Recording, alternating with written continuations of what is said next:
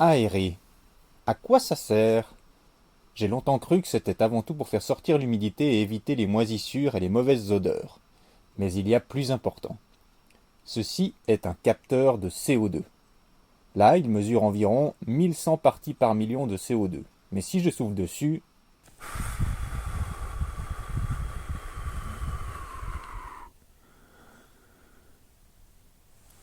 la concentration explose. Ou si je ferme toutes les fenêtres et passages d'air et que j'attends une heure, ça monte. Ou si j'allume le gaz pour cuisiner,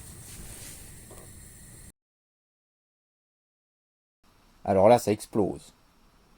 Bref, on va regarder un peu la théorie, voir ce qui est dangereux, et ensuite je vous montrerai comment faire vous-même ce capteur.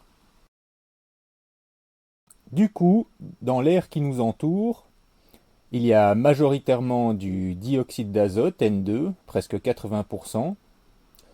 Ensuite, presque un quart de dioxygène, O2, 21%. Divers gaz pour 1%, et le CO2, ce n'est que 0,04%.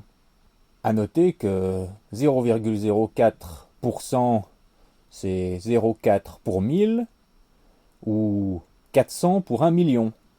Et c'est pour ça qu'on parle en parties par million. Ça permet d'exprimer facilement des quantités très faibles. Donc voilà, 400 parties par million, c'est ce qu'il y a de CO2 dans l'air et ça veut dire 0,04% tout simplement. À noter que ça ne fait pas longtemps qu'il y a autant de CO2 dans l'atmosphère. On le voit sur ce graphe, depuis 1850, on était à moins de 300, et tout ça a explosé avec la combustion des énergies fossiles dans les dernières décennies. Donc voilà ce qui explique le réchauffement climatique. Mais bref, ce n'est pas ça qui nous intéresse aujourd'hui. Du coup, quand on respire, on aspire tout de l'air, mais ce que les poumons vont prendre, c'est du dioxygène. Et on va par contre rejeter du CO2 après avoir, en quelque sorte, brûlé cet oxygène dans nos poumons. C'est fou, non? Chaque minute, c'est à peu près 0,3 litres d'oxygène qu'on va brûler et 0,3 litres de CO2 qu'on va rejeter.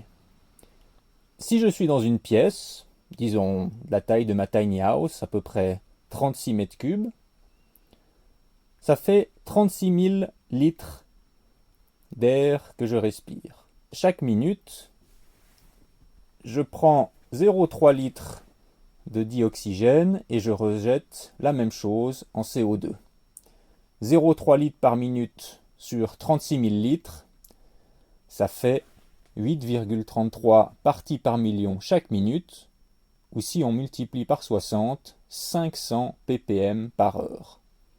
Au départ, si j'ai de l'air pur à l'intérieur, je suis à 400 ppm. Après une heure, j'en rajoute 500, je passe à 900. Et après 2 heures, je rajoute encore 500, donc 1400 ppm et ainsi de suite. Mais bon, est-ce que c'est grave d'avoir un peu de CO2 dans son air? Après tout, ce n'est que des parties par million. Eh bien, c'est quand même embêtant. Ce que dit la science, c'est qu'à partir de 1000 parties par million, les personnes sensibles vont commencer à ressentir une gêne. Cela peut déclencher une crise d'asthme, des maux de tête, de la fatigue ou une irritation oculaire, etc. À 5000 ppm, c'est la limite d'exposition professionnelle. Ne pas y passer plus de 8 heures. À 10 000 ppm, attention, 10 minutes maximum. À 40 000 ppm, évacuation immédiate. 100 000 ppm, plus de 10 minutes d'affilée sans réanimation, c'est le risque mortel. Petit bonus, si je mets un sac autour de ma tête avec quand même 10 litres d'air à l'intérieur, je suis à 30 000 ppm par minute. Attention, ça va très vite. Du coup, comment j'ai fait pour mesurer le CO2? Déjà, il me faut un capteur, en l'occurrence le SCD30, qui est un vrai capteur qui va vraiment mesurer le CO2. Ensuite, un Arduino Uno, un classique, et j'aime bien afficher tout ça sur un petit écran TFT, couleur, qui ne coûte pas bien cher. Comptez environ 22 € pour le capteur de CO2, environ 5 € en ligne pour l'Arduino et 5 € aussi pour l'écran. Et vous avez le schéma de branchement. Je vous fournis le code en description. Avec tout ça, j'espère que vous comprenez mieux la nécessité d'aérer les zones non ventilées de temps en temps. Le seul souci, c'est qu'en hiver, on remplace plein d'air chaud par plein d'air froid. C'est pas très écolo. Par exemple, je vous passe les détails, mais dans ma pièce de 36 mètres cubes, si je change tout l'air à 18 degrés par de l'air à moins 2 degrés, je perds 245 Wh. C'est pas rien. C'est la moitié de l'énergie contenue dans une batterie de vélo à assistance électrique, et ça représente tout de même 5 centimes. Du coup, ce serait pas possible de renouveler l'air sans perdre cette chaleur? Eh oui, grâce à une ventilation double flux qu'on fabriquera dans une prochaine vidéo.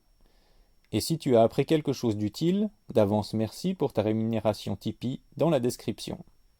À bientôt!